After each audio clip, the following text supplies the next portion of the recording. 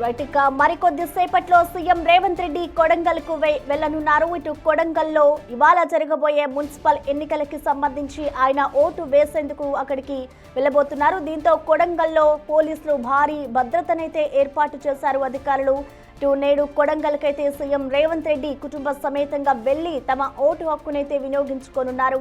కొడంగల్లోని ముఖ్యమంత్రి రేవంత్ రెడ్డి ఓటు హక్కు వేయనున్న నేపథ్యంలో ఇటు అధికారులైతే ఎక్కడైతే ఓటు వినియోగిస్తూ ఉన్నారో కొడంగల్లోని అక్కడ భారీ భద్రతా ఏర్పాట్లు చేశారు అధికారులు.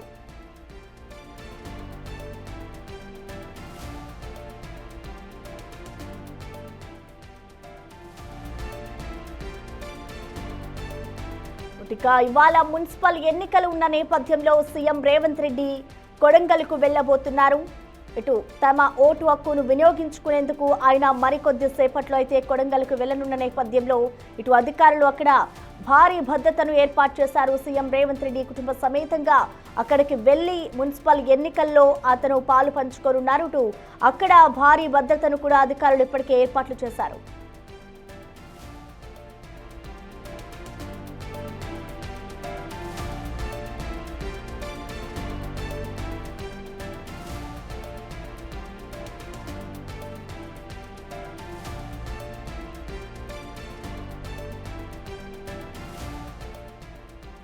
ఇవాళ మున్సిపల్ ఎన్నికలు ఉన్న నేపథ్యంలో సీఎం రేవంత్ రెడ్డి మరికొద్ది సేపట్లో కొడంగల్కి వెళ్లబోతున్నారు. కొడంగల్లోని ముఖ్యమంత్రి రేవంత్ రెడ్డి ఓటు వేయనున్నారు.